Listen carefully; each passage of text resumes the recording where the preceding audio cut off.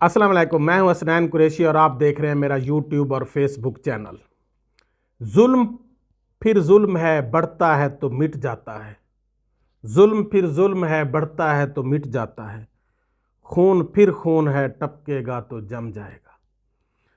आज पाकिस्तान की जो सियासत है उसमें बड़ी अहम डेवलपमेंट हुई है, उसके बारे में मैं आपको बताना चाहता हूं।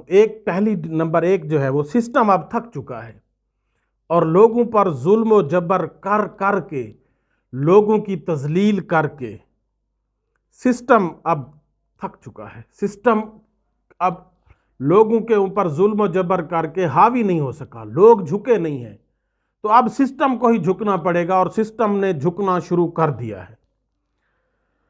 इमरान खान से अडियाला जेल में मुलाकातें भी शुरू हो गई हैं और इलेक्शन में उनका हिस्सा लेने के लिए क्या क्या जो है वो कंडीशंस हैं, क्या उसको रोल प्ले किया जा रहा है।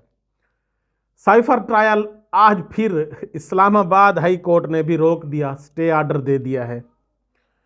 शाह महमूद कुरैशी को आज फिर तमाम झूठे और बेबुनियाद मुकदमात से अदालत ने बरी करार दिया, इस्लामाबाद हाई कोर्ट ने।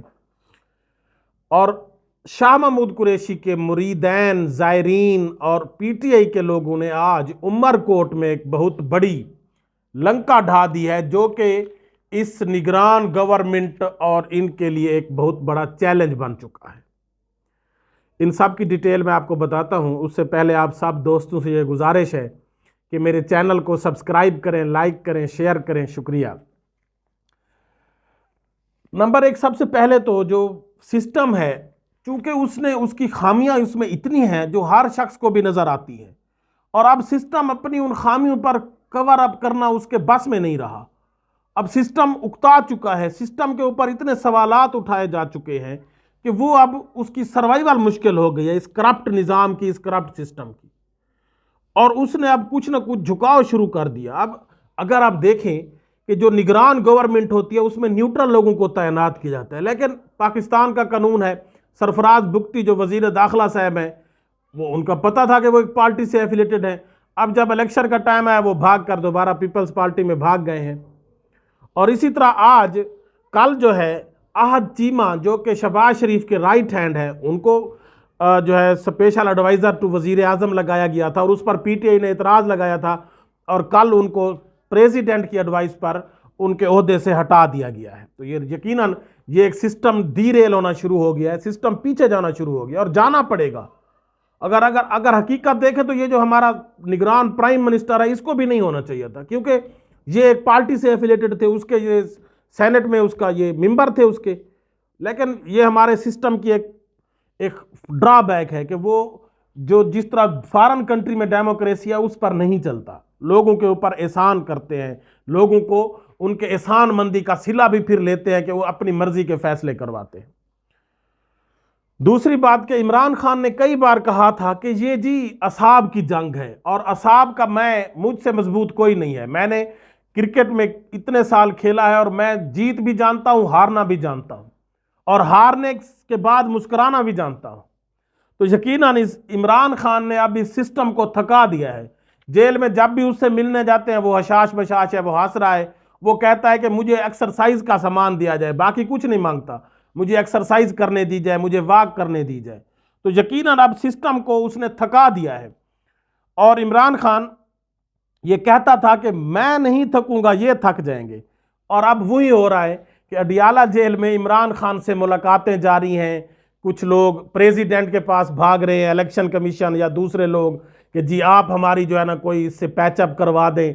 लेकिन इमरान खान का जो सीधा सा मुतालबा है उसका फ्री एंड फेयर इलेक्शन करवाएं और सब पार्टीज को लेवल प्लेइंग फील्ड दिया जाए। तो इमरान खान का तो कोई और मुतालबा ही नहीं है, आप उससे बजाय उसके मुलाकातें करने के आप फ्री एंड फेयर इलेक्शन करवाएं, बस, इससे आगे कोई और बात ही नहीं है।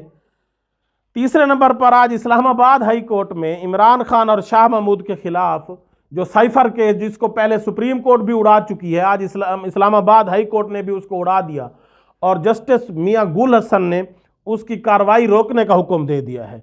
और जस्टिस गुल हसन ने इन कैमरा समात को गैर कानूनी और गैर आईनी करार दिया कि जब ये इन ओपन ट्रायल था, तो आप इसको इन कैमरा लोगों को नहीं आने दे रहे, उनकी फैमिली को नहीं आने दे रहे, या आप एक दो आदमी को आने दे रहे, ये उसने कहा गलत है और उसने इस ट्रायल को रोकने का हुक्म दिया है। और हाई कोर्ट ने कहा है कि जो स्पेशल कोर्ट के जज हैं अब्दुल हसनात साहब, उनके फैसले में बहुत सुकम है, उनके ट्रायल में बहुत सुकम है, जिनको हम नहीं बचा सकते। और चौथे नंबर पर शाह महमूद कुरैशी को आज फिर हथकड़ियां लगाकर पेश किया गया, तो वो अबदीदा हो गए और जज साहब ने उनकी हथकड़ियां खोलने का हुक्म दिया। कल उनको जिस तरह बेहुदा तरीके से गिरफ्तार किया गया वो इंतहाई शर्मनाक और रियासत के लिए डूब मरने का मकाम है। वो एक साबिक 2 टाइम के प्राइम मिनिस्टर वजीर खारजा रहे हैं और पूरी दुनिया में उनके अंदर पहचान है। कल पूरी दुनिया के मीडिया ने, इंडिया, अमेरिका या दूसरे ने ये पाकिस्तान की जग हंसाई कहा कि एक साबिक वजीर खारजा के साथ ये किया जा रहा है कि एक पुलिस उसको धक्के देकर लेकर जा रही है। और फिर उसी के खिलाफ आज उमर कोर्ट में, ये आप वीडियो भी देख सकते हैं, उमर कोर्ट में उनके, देखें इसको, उनके मुरीदान और पीटीए के इन लोगों ने आज बहुत बड़ी रैली निकाली है और इमरान खान के हक में नारे लगाए और पंजाब पुलिस और मोहसिन नकवी के खिलाफ नारेबाजी की।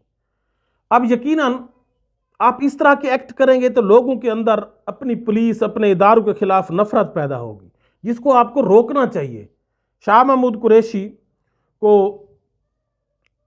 आज फिर उनको जो है ना 9 मई के वाक़यात में गिरफ्तार किया गया। हालांकि वो, उनकी अहलिया बीमार थी और वो कराची में थे। शाह महमूद कुरैशी की बेटी मेहर बानो ने भी इस पर बहुत अफसोस किया और रियासत के ऊपर एक बहुत बड़ा सवाल उठाया कि एक 2 टाइम के वजीर खारजा के साथ अगर इस तरह का सलूक किया जा रहा है, जो एक सफ़ेद बालों वाले बूढ़े हैं, उनके साथ इस तरह रियासत करेगी तो फिर रियासत का जो है रीट क्या होगी, रियासत लोगों के कैसे हकूक़ की हिफाजत करेगी। अदालत ने उनका जिस्मानी रिमांड शाह महमूद कुरैशी का मुस्तरद कर दिया और 14 रोज़ के लिए जुडिशल रिमांड पर भेज दिया। और शाह महमूद कुरैशी जब जुडिशल कम्प्लेक्स से निकले, उन्होंने फिर विक्ट्री का निशान बनाया हुआ था। तो जब कोई लोग आपको हार मान ही नहीं रहे तो आप उनको हरा भी नहीं सकते। और शाह महमूद कुरैशी ने जिस तरह विक्ट्री का निशान बनाया है, ये आपके मुंह पर तमाचा है और आप हार चुके हैं, आपको मानना पड़ेगा। अल्लाह हाफिज़।